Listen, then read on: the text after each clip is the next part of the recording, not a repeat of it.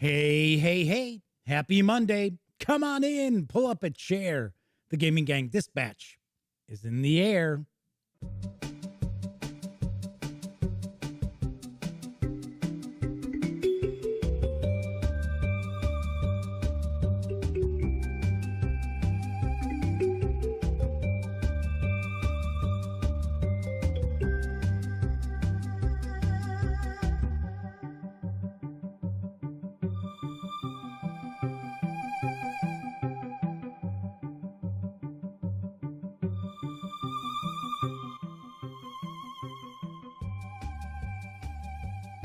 Howdy, howdy, howdy, gang. Welcome once again to the Duct Tape Studios.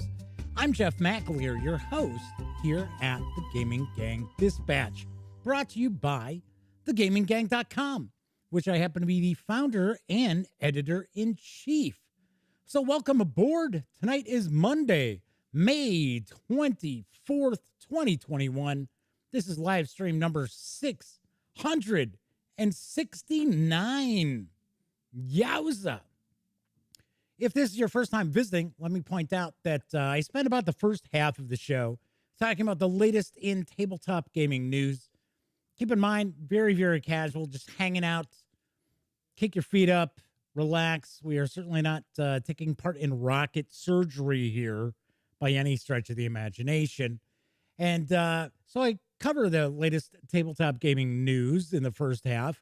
And then in the second half of the show, we take a look at a tabletop gaming release. So tonight, I'm going to take a first look at Sheepy Time, which is coming from AEG next month. This is arriving in stores in June. So we're going to get a first peek at it tonight. Of course, should mention, if you like this video, by all means, please give it a quick thumbs up. Subscribe to the channel if you haven't already. And if you do subscribe, ding that bell. It'll not only let you know when the Dispatch airs live Monday through Thursday nights right here on YouTube. It'll also let you know when I upload other videos, such as my review of Jackals from Osprey Games. Yes, this is a Bronze Age fantasy role-playing game, and I tell you what I think about it. So if you have not taken a peek, by all means, please do. Of course, also should point out tonight, I am going to announce 2 winners of PDF editions of Warhammer Fantasy Roleplay Death on the Reich from Cubicle 7 Entertainment. So I'm going to share the 2 winners after the news.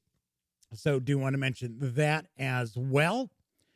And I got a lot cooking, a lot going on. I just ran down here a few minutes ago. It has been a very busy day to this point. Crazy. Anyway, do want to also mention, when you're not watching videos on thegaminggang.com, I should say on the Gaming Gang channel, see what I mean? Busy day, crazy. Anyway, when you're not watching videos on the Gaming Gang channel here on YouTube, be sure to visit thegaminggang.com for all the latest in gaming news, reviews, and a whole lot more. You know the drill. Get your geek on at thegaminggang.com. Of course, this is a live stream, so that also means that chat is available. It's not on screen. It's one of the ways that I keep some of the more unusual commenters at bay, but I do my best to pay attention to chat. So if you want to say howdy, or maybe you got a question, a comment, by all means, chime in. I will do my best to respond. So Kevin R. Smith was first out the gate tonight.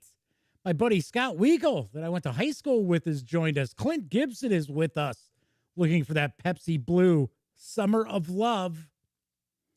Oh, Pepsi Blue, man. It's Pepsi now. I think it's called Pepsi Zero Sugar. And of course, I went to go try to pick some up today because I was over by a Walmart. They didn't have any, so I'm stuck with Womp Womp. Sam's Club Zero Sugar. That's right. When I went over to Walmart to do my shopping, I actually just ran in to get soda. It's really what I did. because I had a doctor's appointment today. Talk about that in just a moment. So who else do we got? So we got Clint Gibson, and I am going to also mention some of the fine folks who have bought me Pepsi Blue effectively. They like the gaming gang. They like the channel. They like the website. They like what I do. So they have visited paypal.me/the gaming gang and made small donations to help keep the site and that around. So really appreciate it. I will provide thanks to everybody every show if I remember, because, I get wrapped up in one thing and I forget. But I will point that out, who the monthly fans of the show are. So Sarah D is with us as well in chat. Very cool. Very cool. All right. So before I jump into the tabletop gaming news of the day, if you've been watching the show, I had to go to an appointment with my general practitioner today, and everything's good except for one thing. And I think I may have mentioned this previously, that my thyroid numbers are high. So essentially, I guess it's an overperforming thyroid, and they've had me on medication, but it's just not brought it down enough. It keeps bringing it down, but not where it should be. So I've got to go and have an ultrasound done. So that's it. That's other than that, all the numbers and everything are looking good. Remember, it's just the GP. It's not, it's not my cardiologist. I saw her a couple of months back and things were good. So very cool. So JP Falconer Honor, or as I like to say, JPF, is with us in chat and says, never understood the difference between Pepsi Diet and Pepsi Zero. Don't both have no sugar? Yes, but so Pepsi Max, which I don't think they make anymore, which is disappointing.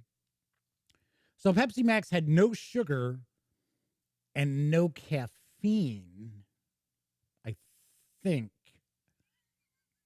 But I think they had ginseng in it as well. Whereas Diet Pepsi is just Diet Pepsi. Diet Pepsi. And I have to laugh because my mom is a Pepsi drinker. I grew up with Pepsi, so Pepsi's kind of my soda. But although a Diet Pepsi, right? I don't drink regular sugar soda. Haven't in years. And I have to laugh because she refuses to even touch a Diet Pepsi. Because, oh my gosh, it's like the difference is just terrifyingly vast between the two. And it's like, yeah, like if I have a regular sip of Pepsi, it's like, oh, geez, what'd you pour a bag of sugar in this sip? Oh, Despot 92 is with us tonight. So is Russell Higgins. Russell Higgins says vodka doesn't have sugar either. And it's got potatoes in it sometimes. Yes. Potato vodkas. Actually, some of your best vodkas are potato vodkas. I'm trying to remember because I tended bar for 10 years in resorts. I'm trying to remember. Wasn't it Grey Goose? I think Grey Goose, it was either Grey Goose or Belvedere were the first potato vodkas to like be like, oh, everybody's like, oh my gosh, this is so good. Might have been Belvedere. Because if I think about it, maybe Grey Goose isn't a potato vodka. Anyway. All right. So we got a chat off and running. Very, very cool. So let's jump on into the news, because arriving in the fourth quarter from LudiCreations is So You've Been Eaten. Here's the dope. So you've been eaten. Don't worry. This is simply an occupational hazard. In fact, it's fairly common among deep space miners, 5th class, and some say that it's almost unavoidable. And well, it is. Especially since the crystals that you seek happen to be inside giant space beasts. To mine them, you need to, well, be eaten. But no reason to panic. We are here to help you deal with the physical and mental challenges of being eaten. This handy simulation survival guide is standard issue to all recruits and will eventually lead to a productive, if not potentially brief, career in space mining. Should you achieve your objective and mine enough crystals to meet your quota, it is then cost effective for the company to activate your jetpack and extricate you from the proverbial belly of the beast. While the beast's immune response was not enough to prevent its demise, its contribution to human progress and corporate profitability are most definitely appreciated. In the eventuality that the bacteria present in the beast overwhelm you and you are digested, don't worry. Your non-organic parts will ultimately provide much utility to future space miners. In fact, you may encounter some such pieces of equipment in your expedition, remains of attempts by evidently less than qualified recruits.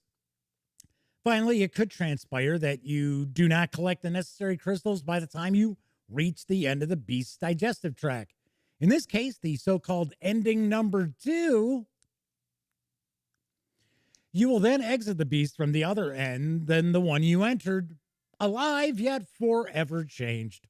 In this case, and after a thorough decontamination and quarantine period, we will have to evaluate your performance versus that of the beast's efforts to consume you. In so, you've been eaten.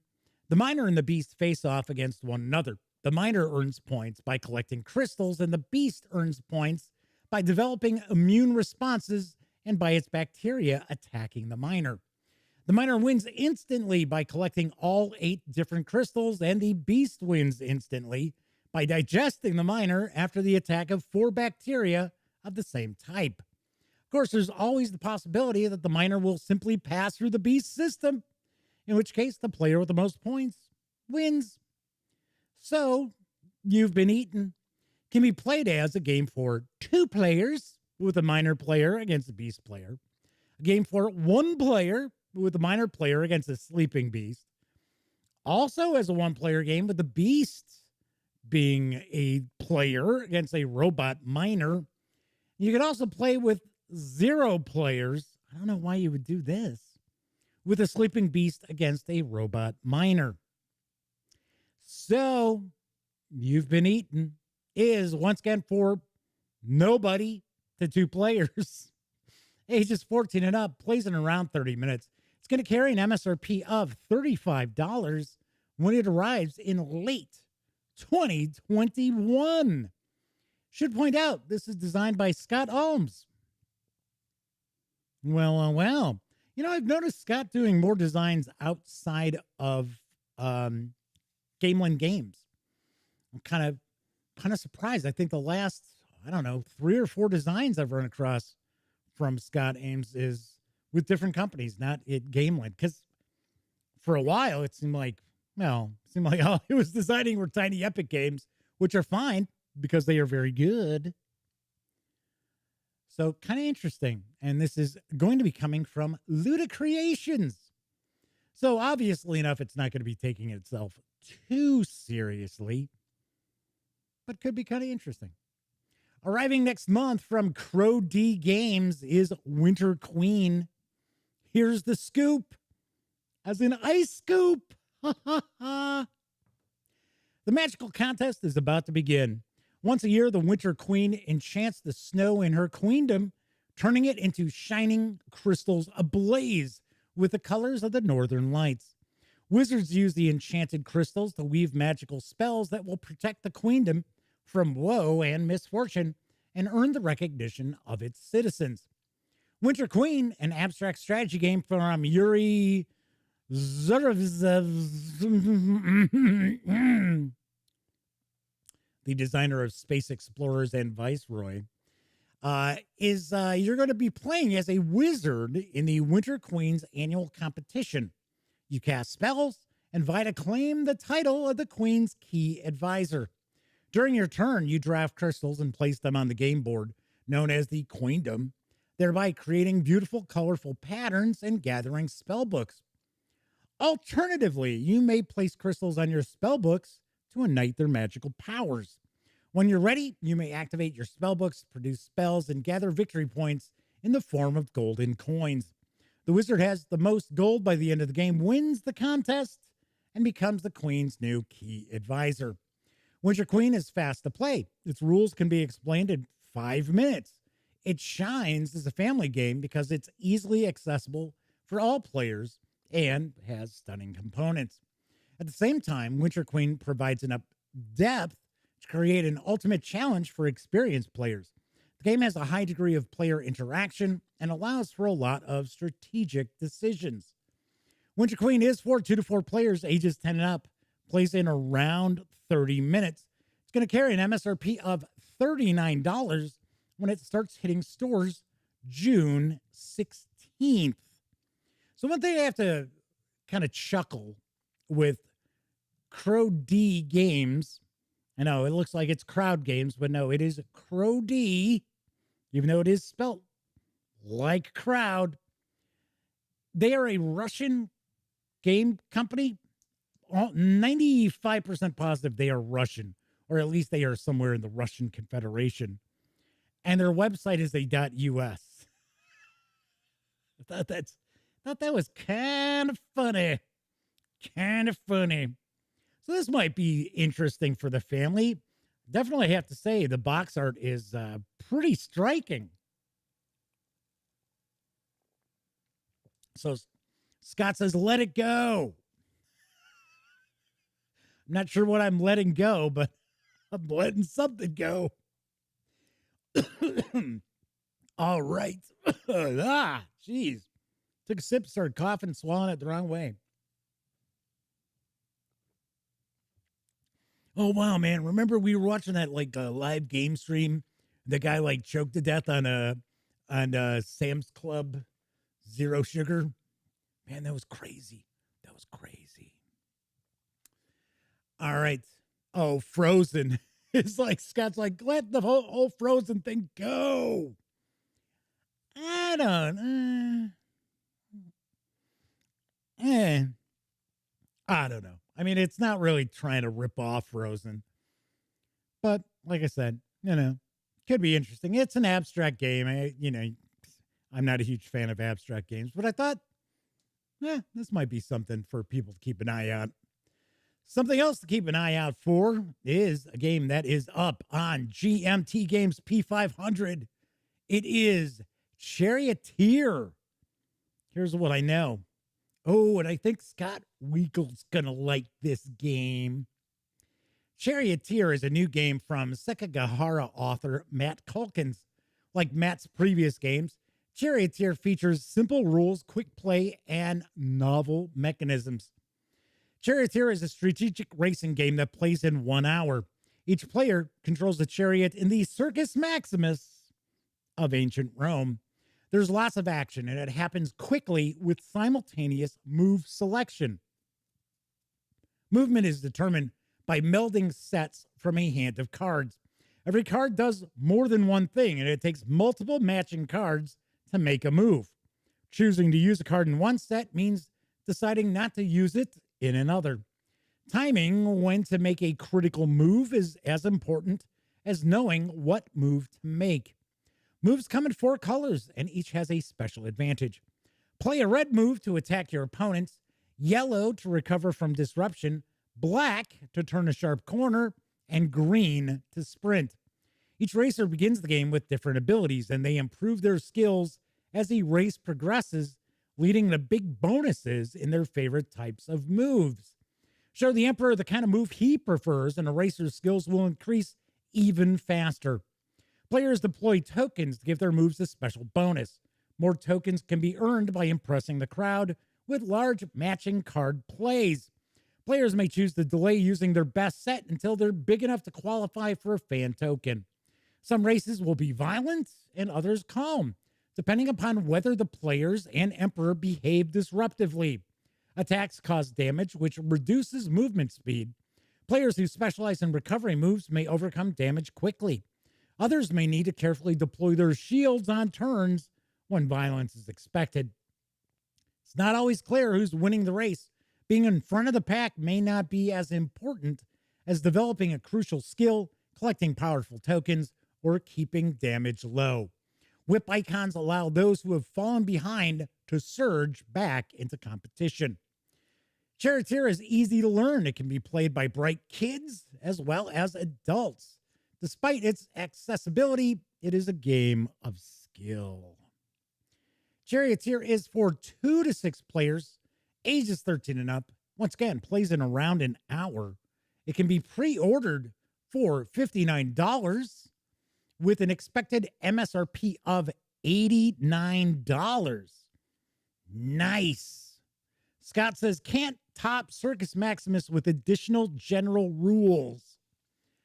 I have mentioned before when we have talked about chariot racing games, and sometimes about Avalon Hill, it wasn't that long ago. It was, I don't know, 6 years maybe, that I picked up a in shrink copy of Circus Maximus and cracked it open. Now, keep in mind, I did not have the issue with the general that had all these additional optional rules that I remember we played with when I was in high school. But the actual core game itself, yeah, the bloom was off that rose. It was kind of like, why do I remember having such a good time with this game? I got to admit, this looks interesting. This looks like this could be pretty cool. I'm trying to remember what was, and in fact, I even reviewed it. It was from Victory Point Games before it was a couple of years before they were bought by Tabletop Tycoon. And it was also a chariot racing game. It was pretty decent. I thought it was pretty good. One aspect I didn't care for it was the intervention of the gods. That I thought that kind of took it out of its element. So Scott says, I think the newer generation of gamers leaning toward card-based games, this could be a good game for game nights with kids. This doesn't look like a kid's game, though. Especially considering, I bet you can kill the charioteers. I wonder if anybody out there has played the very graphics light, I guess I would say, game Quadriga. I think that's, if I remember right, I think that's the name of it. I had it. I don't think I've got it anymore. I had it on another laptop. And that was actually a really good chariot racing game. Had a cool like campaign system to it as well. Almost no graphics, but still, it was actually very entertaining. So Scott says, I'm old, teenagers are kids. Yeah. So this about 92 says, everyone needs a good beer and pretzels game. I agree. One, we need a bunch of beer and pretzels games. Although this, once again, doesn't really strike me. This strikes me as this might be a little more meaty than it comes across from the images. I don't know. I certainly think this will meet the P500. And this is brand new. GMT just rolled out some new P500 offerings. I'll be talking about another one on tomorrow's show. All right, so let's talk about some role-playing game news, because if you've ever thought about checking out the second edition of Paizo Inc.'s Pathfinder role-playing game, this is a perfect time to score a huge selection of PDFs for an absolute song. So JPF says, yes, I was just going to post about Quadriga. I think maybe that's how it's pronounced. That's it. That's the exact game I was talking about. And it is it's addictive. It is very addictive. And you're always trying to push your luck with your chariots. And of course, then, you end up having the chariot get smashed apart and your charioteer that you've been using through the entire campaign gets killed. And, that kind of good stuff. All right. So here's the skinny about this new Humble Bundle. Ready to up your tabletop game? Get Pathfinder 2nd Edition ebooks and materials like Lost Omens, Gods and Magic, Lost Omens World Guide, The Extinction Curse, the entire adventure path, and enjoy one of the best tabletop games you can play right now. Plus, your purchase helps support Stop AAP I Hate. Take tabletop further with Pathfinder 2nd Edition. We've teamed up with Paizo for our newest bundle, packed with ebooks and materials like Lost Omens, Gods and Magic, Lost Omens World Guide, and more to get you started on your first Pathfinder 2nd Edition journey. Yes, your first Pathfinder 2nd Edition journey. There's even a physical copy of the Pathfinder Bestiary in the bundle. Plus, as I mentioned, your purchase will support Stop AAP I Hate. If you pay $5 or more, you can jump on board. Normally, the total cost of the ebooks in this bundle, and they're PDFs. I don't know why they keep just saying ebooks, but keep in mind, this is Humble Bundle.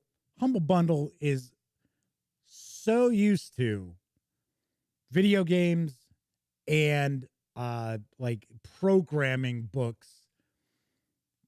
I don't know why they're not just saying PDFs. Anyway, the total retail value of these PDFs is as much as $425. At Humble Bundle, you choose the price and increase your contribution to upgrade your bundle. This bundle has a minimum $5 purchase. A lot of times it's $1, so this one's $5.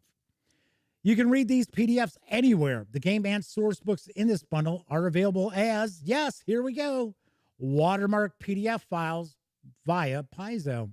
After purchasing the bundle, you'll receive a redemption code to be redeemed at Paizo.com, where you can download each PDF.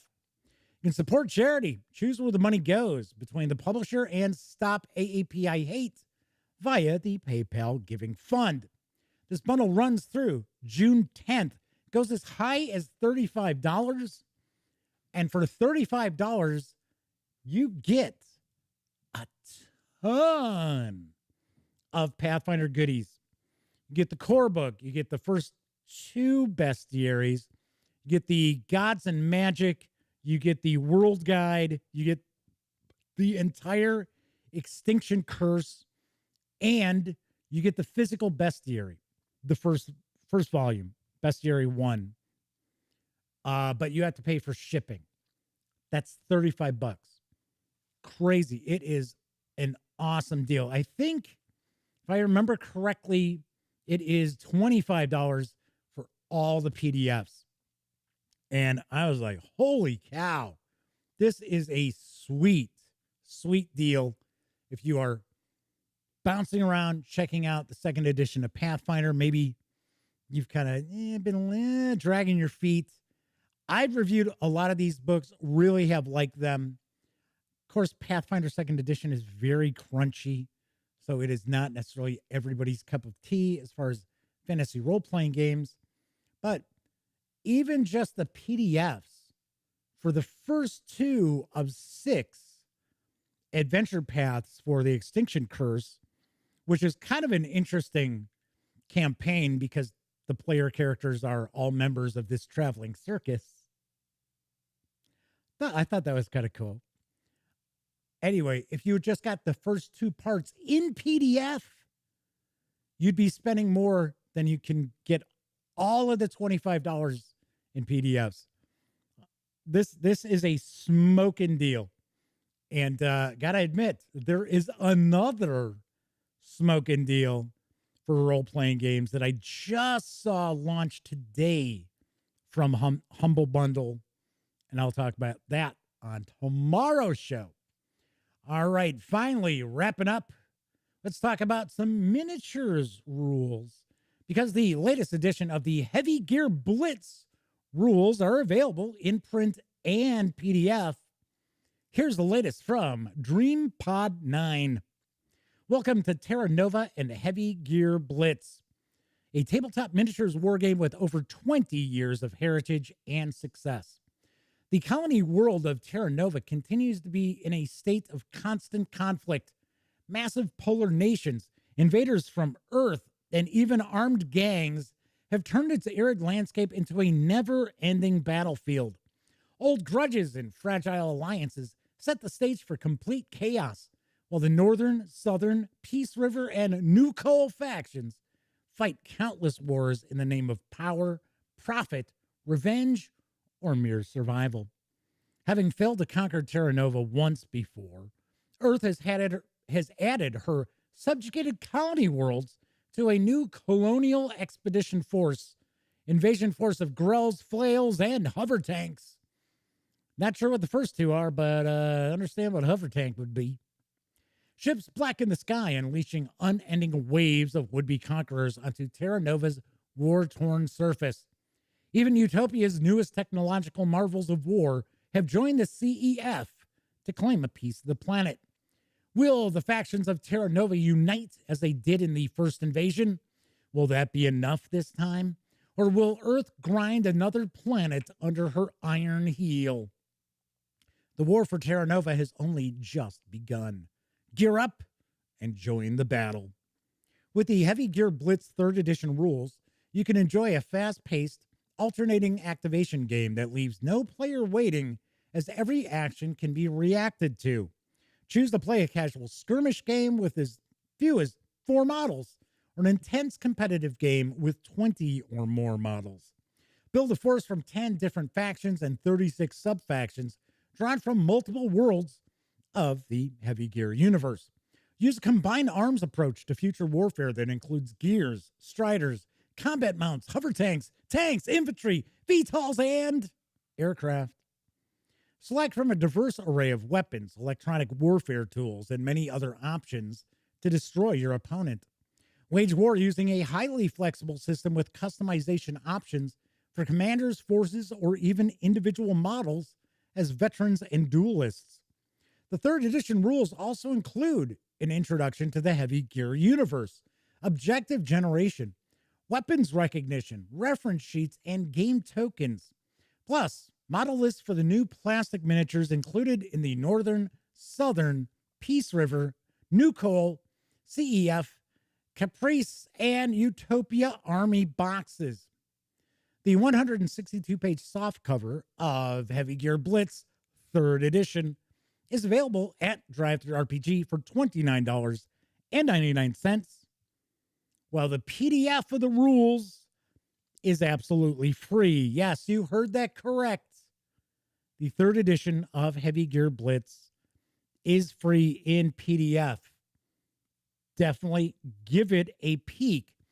I believe, if memory serves, DreamPod 9's 2nd edition of the rules were also available for free at DriveThruRPG. So, very nice. Very cool. For some reason, now I remember picking up Heavy Blitz way back in the day. And I seem to remember it was a pretty damn crunchy miniature set. I have the feeling, and I might be wrong, because I don't know. I mean, last time I looked at Heavy Gear was, I don't know, 18 years ago, maybe. I have a feeling that Heavy Gear Blitz is sort of a streamlined version of the game. Then again, that might just be the version of the game now. It's just Heavy Gear Blitz. So don't miss out. It's absolutely free. I don't know how long it'll be free for. It might always be free, or it might just be for a limited time, because I know the print edition is new. It is newly available to be gotten in print.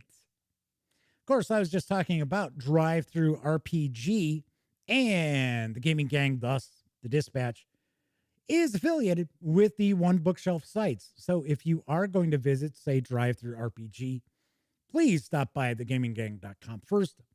Click on one of our banner ads. That way, if you happen to make a purchase, I will get a little portion of that sale.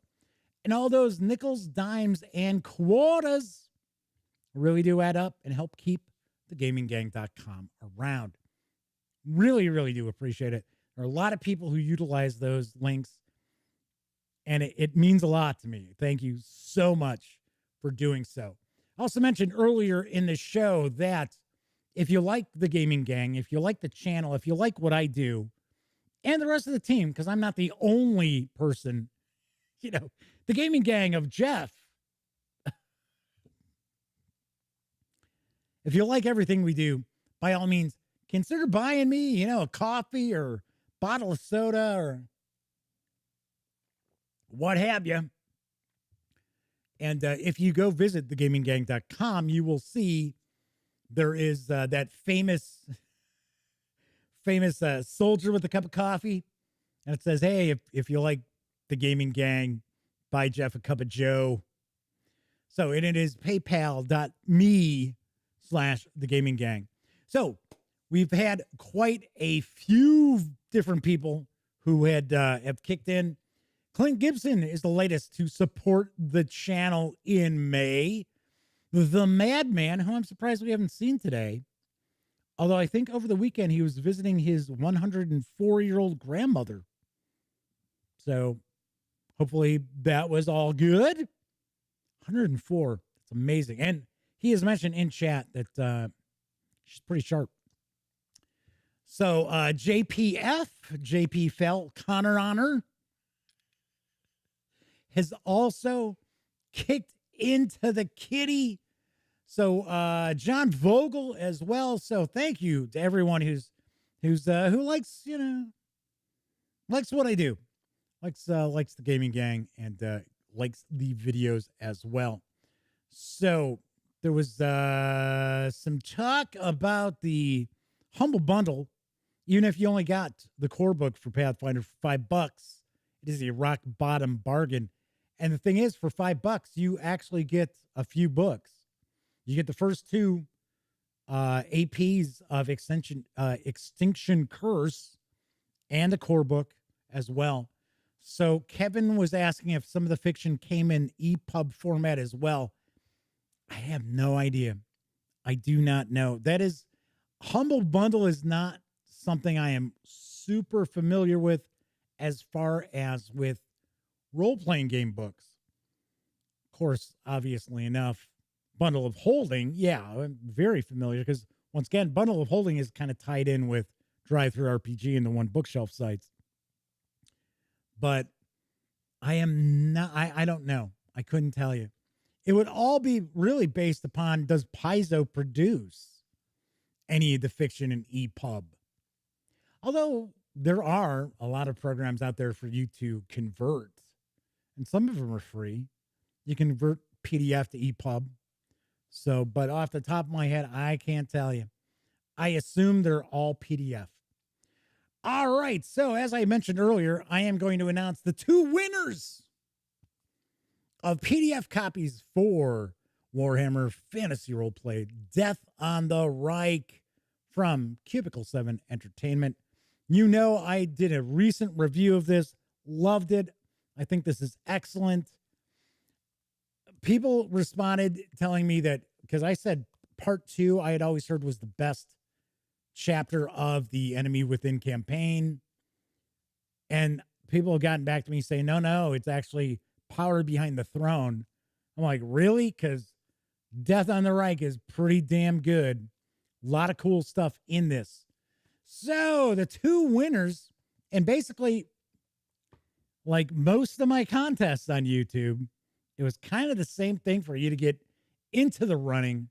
All you had to do was subscribe to the channel, like the video, and leave a comment. And the two winners are Phil Jethman, Juthman, and Mark Freeb. I'm going to take a guess that that is the pronunciation there. So, sweet. Very cool. So, all you got to do is email Jeff McAleer at thegaminggang.com. You have to be sure to email me from the email address that is affiliated with your YouTube account that you subbed to the channel and left a comment from.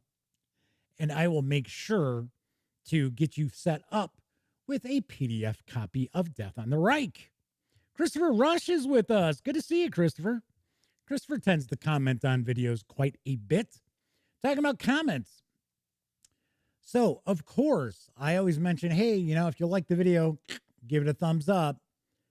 Also have been pointing out that one of the algorithms, one of the big algorithms that YouTube uses to recommend videos to people is also the number of comments that are on the video as well. So if you could, please, whenever you watch a video on the Gaming Gang channel, just leave a quick comment. Like, say, as an example, tonight, you're watching and we've been talking about that really good Humble Bundle for Paizo. Say, hey, man, that's a sweet Pathfinder deal. I'm going to have to jump on board there. I'm going to have to look into that. That's it. That's all you got to do. I'm not asking you to write a novella. I've also told you, you don't have to sit there and be like, Jeff, you're my favorite game talker guy. Don't have to do that either. Just leave a comment, but don't be a jag. So, all right. Before we jump into Sheepy Time, I don't know why I keep doing that. It's Sheepy Time, but for some strange reason, I just can't say the name of the game normally. Sheepy Time. I've got to be like, Sheepy Time. Maybe I'm losing my mind. I don't know. So, before we jump in, real quick, a couple of things. Russell Higgins says, Jeff, you are my favorite game talker dude. I'm talking games. JPF says, hope a Day of the Jackal comment works. Yes, thankfully, I understand the reference. Here's a funny little side story because JPF decided for my Jackals role-playing game review that he left a comment about Day of the Jackal. And I remember, now I was a really small kid. I remember going to the drive-in with my parents and, of course, my older brother, who's 2.5 years older than me, but I couldn't be more than 5, I think, at the time. I remember Day of the Jackal was one of the movies. So I remember as being a really small kid and going and seeing Cross of Iron with my parents, and they were shocked. My dad thought it was just going to be, it's a war movie. You know, didn't realize there was going to be a lot of nudity in it. It's like, whoa. Well, or at least a lot of nudity compared to most movies back then. All right. Anyway, so I am taking next week off. So if you follow the Gaming Gang, you know every quarter I'll take a week off. And I figured I might as well take next week off because, number one, Monday is a holiday here in the U.S., so I'd be taking that day off anyway. And then on the 3rd, my nephew Cameron is supposed to be graduating from basic training for the Air Force, Air National Guard. No, it's not. Is it Air? I always forget. No, it's Air Force. No, he's not Air Force Reserve. No, he's Air Force. Yeah, I think he's Air Force, whatever, Air Force Guard. Yeah, I know. I should know, right? It's the medications I take. They're affecting my memory. That's it. It's got to be it. Air National Guard is what he's in basic for. So, Omanal's asking if I'm going to Texas. Hey, Omanal, welcome back to the stream, hanging out in chat. No, I am not. According to what we've heard, that they are, I know the Marines just had a public graduation, but I guess the Air Force isn't. So, that's fine. It's okay. It's all right. We're supposed to actually be hanging out, watching the stream of the graduation at my brother's. So Scott is talking about the original Day of the Jackal, not the 1997 remake. Yes, of course. No, I was a tiny child back then. Yeah, the remake was awful. That was pretty lousy. I do remember that. I was like, they should have just left that movie alone. Anyway, so yes, I will be off next week, but June is going to be the spring fling for the Gaming Gang. there will be a new review.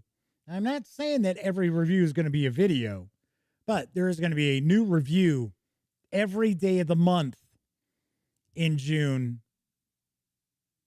I think I can pull this off. I'm going to do I was thinking a spring slam, and I was like, nah, that doesn't sound good.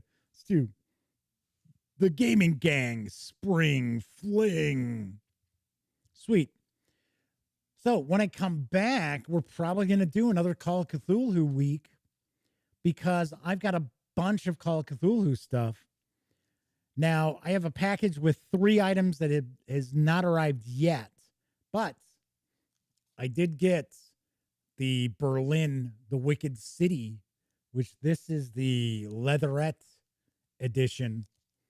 So, and that is from our friends over at Paizo Inc. So very, very cool. So we are going to, it's not going to be the first week back, I don't think. We'll have a week of like regular stuff. But I think we're going to do another Call of Cthulhu week. I know some people really liked it. Other people were like, Hey, there was still the game news. So Andrew Rowland, hey, welcome, Andrew. Says drive-in cinemas. Those were the days. Very few left here in Australia. I think in the Chicagoland area, there is one. There is one left. And it's kind of interesting because back when my stepmom was alive and my dad and my stepmom lived out in West Chicago, there was a drive-in that was very close to them. It was about 10 minutes away. And I would actually go out there, visit with them, and then head over to the drive-in, catch a couple of movies, and go home. So, all right. So Omanal says, wow, a lot of reading and marathon gaming. Well, I've got enough stuff that I can crank out these reviews too. A lot of role-playing game reviews. If you have been watching, we've been taking a first look at a lot of RPG stuff. A lot of it's pretty good too. Couple items, not so great. So 245 Trioxin says there are a few drive-ins left in central Pennsylvania. I don't think there's drive-ins left really anywhere. I don't remember any when I lived out in Arizona. I don't remember any drive-ins in the valley. And you would think during the summer, that'd be, oh my gosh, it'd be just unbearable, especially when it's 115 at 2 a.m. and you're like, ah. Sarah D says, I think I said hi to Sarah. I'm not positive.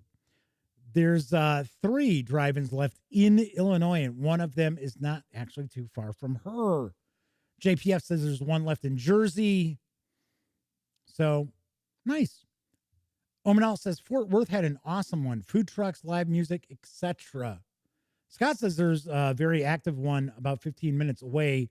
And Scott lives in Portland, if I remember correctly. Kevin says there's one in Dayton. Yeah, it's been a long time since it's got to be, I don't know. Sarah says, yes, you did say hi to me. I always try to say hello to everybody. It's just my thing. I feel it's rude. Somebody comes and joins in chat. And a lot of times, some of these people are first-time visitors, and I don't say hello. I think that reflects poorly on me. So there. All right. So last thing before we jump into Sheepy Time is what's on the agenda this week. Tomorrow, we're going to take a first look at Stellar, which is from Renegade Games Studios. It's not in Shrink. It did not come in Shrink. It's just kind of a card game we're going to take a peek at. So Wednesday, I love to take a look at War Game Wednesdays, and I've got a special treat because I am doing a Kickstarter preview video for an upcoming war game that is from Plague Island Games. I believe they've got one other game that's out. I want to say I think it's Blue Water Navy. And it is 2 minutes to midnight. Yes. I know. First thing I thought of was The Office. It's like, oh, wait, it's a Michael Scott design game.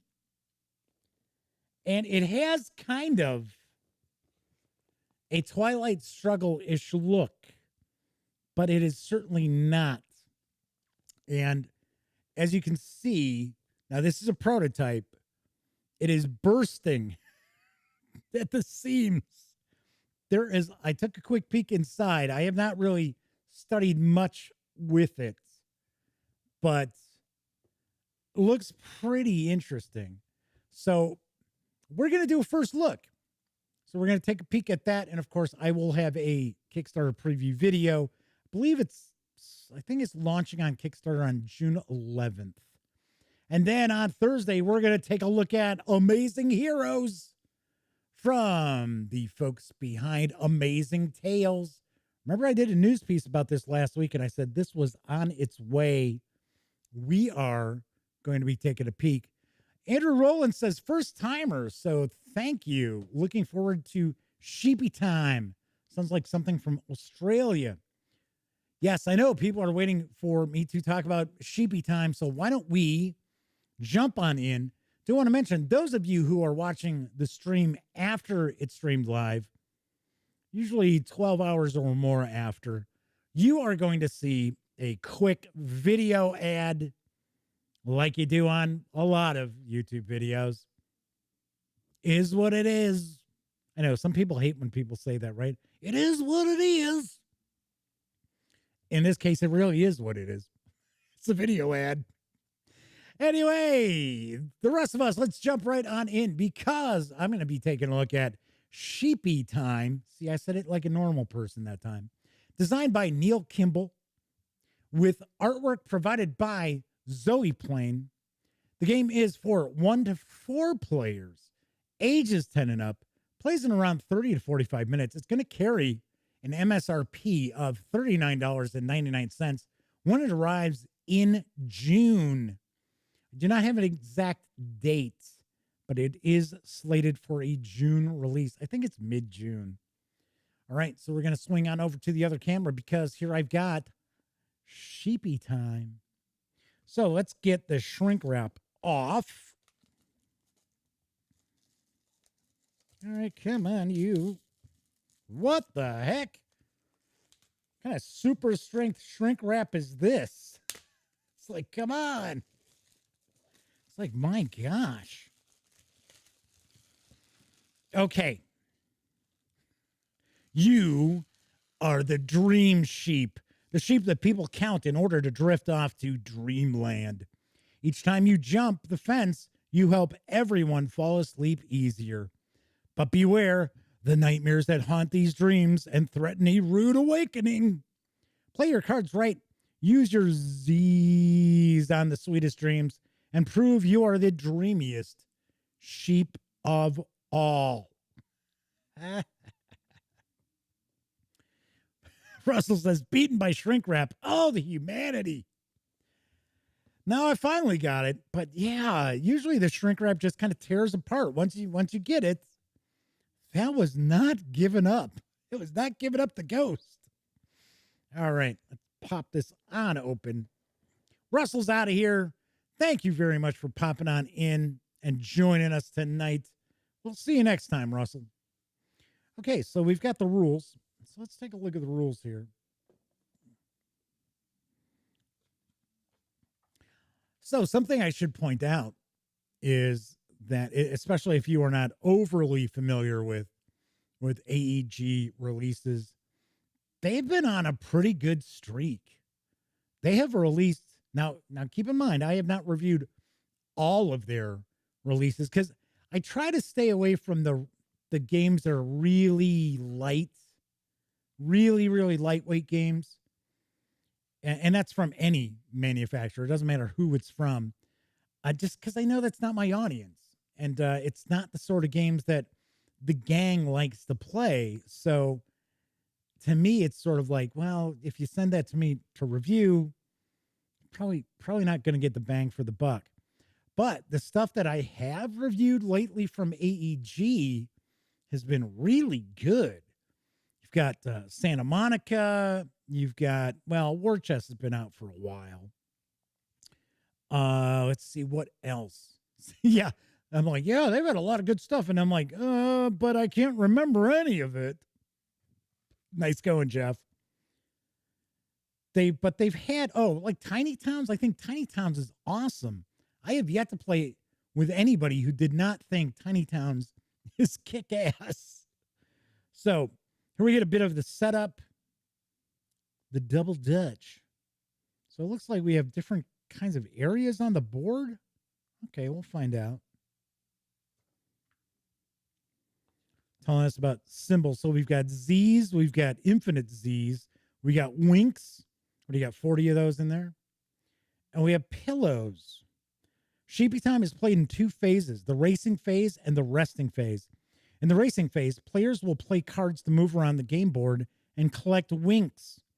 In the resting phase, the players will add new dream tiles to the board and prepare for the next round of racing. So in the turn, you'll play a card, use dream tiles, resolve fence crossing, and draw cards.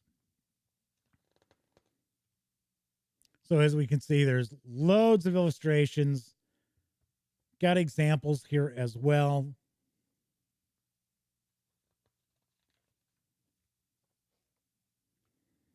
So end of the round and winning.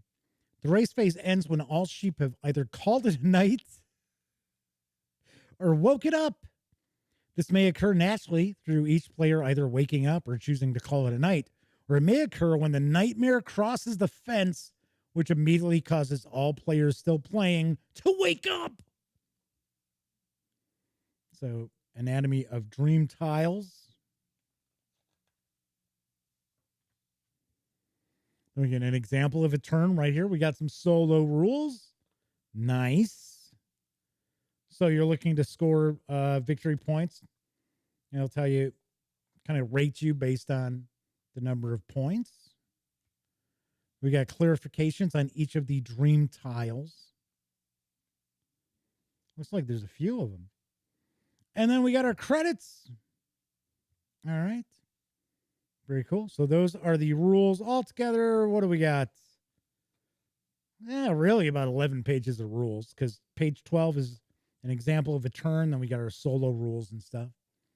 So there we have that. Got some punch boards over here. So we've got our dream tiles. Pipe Dream, Moonwalk, Hide or Seek, Catch Up, Dream Journal, Racing Rival, The First Sheep, who's carrying a little teddy bear. It says, I love that new game smell. Yes, as we can see, this is an extremely serious board game here. All right, so we have Final Sprint, Step Back, Rush Ahead, Second Wind, Lone Sheep, Recurring Dream, Snooze Moves, and the Big Stash. I actually have 4 punch boards here. So these are the Z's or the infinite Z's, one of the two.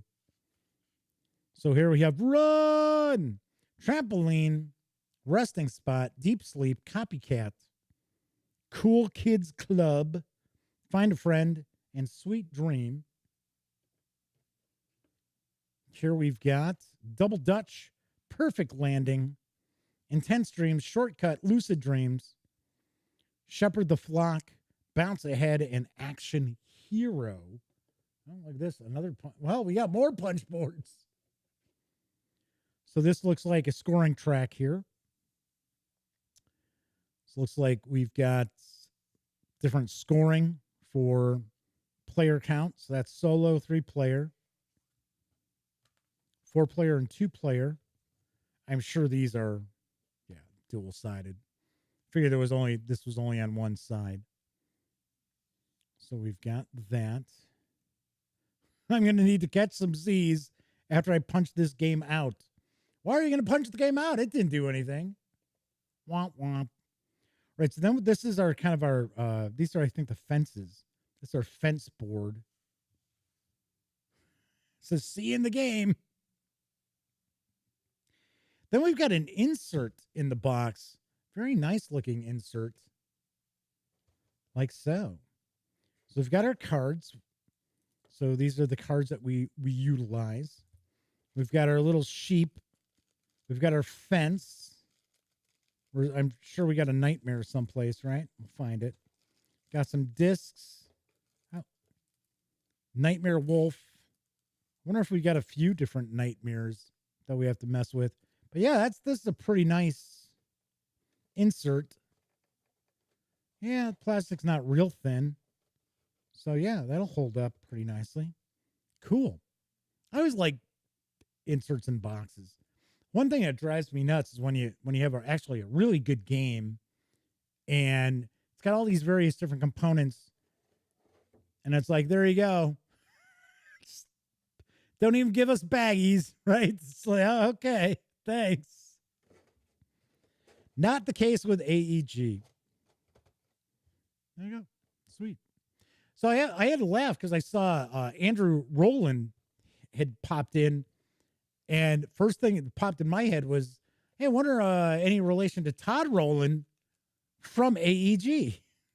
I'm sure it's not, but all right. So we're gonna zoom in. Let's zoom all the way in and get in focus. See what we got here. So here we've got our little sheep for the 4 players. There we go. So we've got that. And then that is the fence, which I think you do something like that. Something along those lines is the fence is set up someplace. Because I think once you go, once again, I haven't read any of this. I'm just going off the top of my head. I kind of think that once you jump over the fence, that ends the race round, maybe, or maybe so many times. But I think that's how you set up the fence, is it'll go on one of these lines here. So we got that. And these are wood.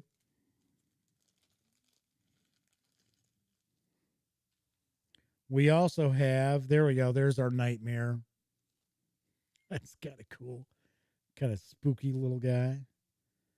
I'm going to take a guess that these are scoring for our winks, right? Because I think that's what we're tracking on that tracking board. I think this is what we're tracking winks. Like so, right? I'm pretty sure. Okay, so let's put all this back in, and then we'll take a look at the cards.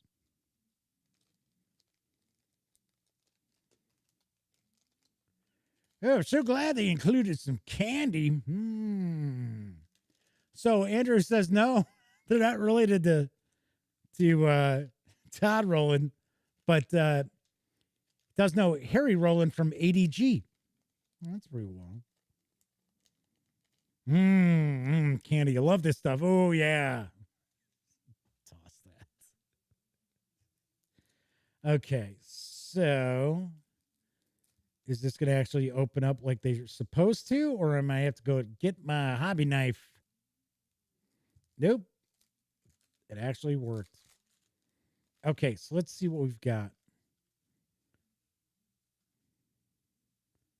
Yeah, it looks like they're all one deck. So just to kind of give us a look here. So, okay, so we're going to have different sheep. So that's cool. So basically you have one or two spaces or catch a Z, move 2 spaces or catch 2 Zs, move a space and catch a Z, move 7 spaces. Funny thing is, so JPF said the nightmare token kind of reminds them of the token in the Honorim card game. First thing that kind of popped into my head is it reminds me a little bit of the alien in Not Alone. The like alien token a little bit. So we got So we've got move 5 spaces or gain 2 winks. So, of course, some cards are much more common than other cards. Kind of funny with a little sheep. And you notice it's a black sheep, too. I don't know if you'd noticed that.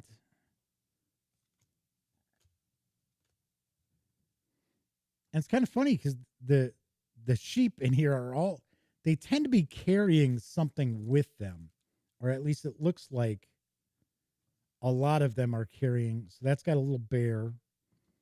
That's a bigger bear. That's nothing. That's right. So we got the little bear here. Pogo stick. Skateboard. That one's got a cat.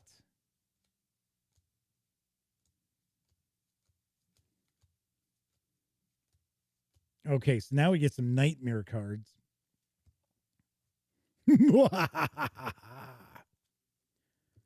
So the nightmare moves to space. Nightmare moves 2 spaces. Once again, we've got some different artwork. So it's not exactly the same on these. The nightmare scares all sheep on its space and adjacent spaces. That's pretty weird looking. The nightmare jumps 3 spaces forward. Because these are 2. Okay, so then we got like 2 spaces with 2 bumps. Then we got 1 space. Nightmare jumps 1 space backward. Well, that looks kind of cool. It's like a snake. Move the nightmare to the web token and remove the token. If the nightmare didn't move, place the web token 2 spaces in front of the nightmare. Okay, I'm not sure what the web might do. Oh, so this is a spider, is what that is. All right. So Andrew's rocking on out. Hey, thank you so much for swinging on in and hanging out with us tonight. So yes, we amazingly enough, we have somebody else from Australia who hangs out all the time watching the stream. In fact, one of our chat moderators, Fleming Heron, kind of surprised neither of our chat moderators are here tonight. So thank you very much for stopping by, Andrew. Hope to have you join us again. All right, so those are the various different nightmare cards. So these are mixed in to the deck because, of course, we see the backing on the cards is identical. All right, so we get the box with the cool inserts. Cards go right here. So we've got the nightmare and what appear to be our wink scoring tokens. We've got our fence as well as our little sheep. Oh, forgot to take a look at the nightmare wolf. I think this is just a card to tell us about the nightmare and the web token. Oh, no. There we go. We do have different nightmares. So we have a sinister spider, bump of the night, and nightmare wolf. So, okay, so this is beginner, and this is for an advanced game. And then it explains, oh, I see. It's going to tell us what cards are in. It's a little deck. Cool. Nice. So you're going to choose which one of the nightmares is in the game. Got it. Nice. Very unique art style for this as well. And I believe, if I remember correctly, the artist is Zoe Plain. Not someone I'm familiar with. All right. So we'll put that back in there. And as you can see, these actually have little places to put the sheep and the nightmare and all of the dream tiles. So I said this is a very nice insert. All right, so we've got all the various different punch boards as well. And the illustrated rule book with all the examples of play also. And that is what we find when we take everything from Sheepy Time outside the box. course, I am going to have a review of Sheepy Time in the near future. Once again, the game is designed by Neil Kimball with artwork provided by Zoe Plain. The game is for 1 to 4 players, ages 10 and up, plays in around 30 to 45 minutes. It's going to carry an MSRP of $39.99 when it arrives in stores next month. There we go. Flaming Heron's popping in just as we're getting ready to wrap up. Good to see you, Flaming Heron. We just had somebody else from Australia hanging out in chat who just had to run. All right, let's swing back over to the other camera and I will wrap up. So that looks kind of cool. Looks kind of interesting. Looks like it might be a relatively easy game to jump into. So that's nice. So, and once again, like I said, AEG's been riding a really good streak of game releases. And then I'm like zoning out like what games, Jeff? What are you talking about?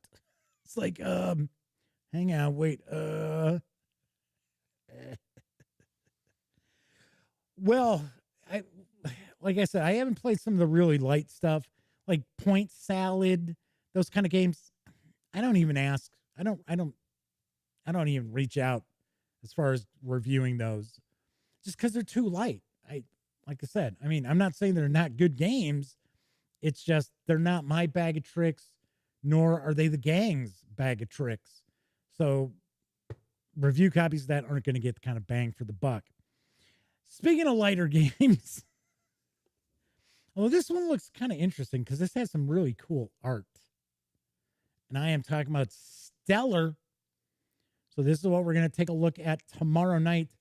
It did not come in shrink. So do want to point that out. So I have not looked at this. So it's still an unboxing, even when it doesn't come in shrink wrap. Okay. So once again, if you like this video, by all means, give it a quick thumbs up. Subscribe to the channel if you haven't already. And if you do subscribe, ding that bell. It'll not only let you know when the Dispatch streams live Monday through Thursday nights right here on YouTube. Also let you know when I upload other videos, such as my review of Jackals from Osprey Games. I liked it. Check out my review.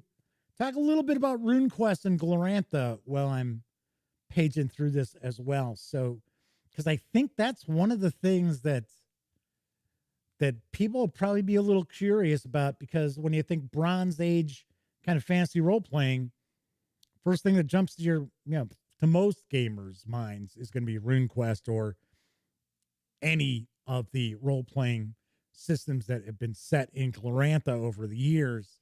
So I kind of talk about that as well. So Sarah mentioned that I should just pull out my shrink wrap machine and do my shrink wrap on this. Yes, because I've talked about, I have actually, over the years, I've gotten 2 emails from people accusing me of actually looking through a game, then re-shrink wrapping it so that I can do my unboxing videos and look smart by guessing at what the game mechanics in that or whatever is. And it's sort of like, have you ever seen the videos where I'm completely off base? Re-shrink wrapping. Why I oughta. Once again, the 2 winners for the PDFs for Warhammer Fantasy Roleplay Death on the Reich are Phil Juthman and Mark Freeb. Reach out, let me know. So Omanal points out that his son might like Stellar because he loves stars. It's full of stars. Yes. So anyway, so there's some discussion about the other gentleman from Australia who had popped in to chat. All right. So that is it. Once again, if you joined me late, did want to point out that I will be off next week, but June 1st, I will kick off the Gaming Gang Spring Fling, where we will have a new review every day during the month of June. Oh, one last thing I should point out. I did sign up for press passes to Gen Con. I don't know if I'll get them. I mean, I've covered Gen Con for like not last year, of course, but for like 9 years, 8-9 years. So I think we are safe as far as getting a couple of press passes. Don't know. But passes went on sale on Sunday, yesterday at noon. If you end up attending Gen Con, let me know, because I'm always up for, getting together with people, having an adult beverage after the exhibit hall closes, grabbing something to eat, maybe doing some light gaming. So Elliot Miller, my best friend and former member, well, he's a member of the gaming gang, but he's not really a contributor any longer. He'll be with as well. So just wanted to point that out, that fingers crossed, should be going to Gen Con. I already booked a room a while back. So in fact, I had to change the date when Gen Con changed their date as well. Don't think I'm going to Origins, and I don't think I'm going to go to PAX Unplugged. PAX Unplugged is kind of a maybe, but I think PAX Unplugged is falling in right about the time where the kind of smaller San Diego Comic-Con is going to be held, and we probably have press passes to that. So if it's between like mini Comic-Con in San Diego and November in Philadelphia, I think you know where I'm heading. So, especially since we have a blast at Comic-Con all the time. All right, that is it for this time out. Got to point out, it has been like sticky down here tonight. We hit 90 in the Chicago area, and it is kind of, so it's like kind of like little fuzzies all over blowing around. All right, must be from my shrink wrap machine. It's got to be it. All right. Thank you for watching. If you were watching live, always appreciate people taking some time out of their busy lives to keep this goofball company while I just pontificate endlessly. But I know a lot of people out there don't have an opportunity to catch the show live. Thank you very much for tuning in whenever and watching on whatever, even if you're watching on Betamax. A little different. Threw a little curve out there this time. Anyway, thank you, everyone, for taking time out to watch. I will be back tomorrow, so enjoy the rest of your Monday night or Tuesday morning or whatever day it happens to be. And I'm no longer going to wrap up with my pandemic item, which you may have noticed I stopped doing last week. So I will just say, till next time, carry on.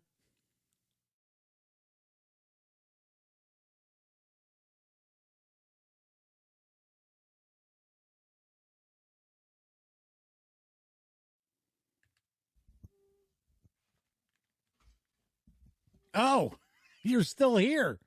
Well, while you're kicking it, how about subscribing to the Gaming Gang channel, or seeing the latest episode of the Gaming Gang Dispatch, or finding out what YouTube recommends you check out here at my channel. And of course, don't forget, get your geek on at thegaminggang.com.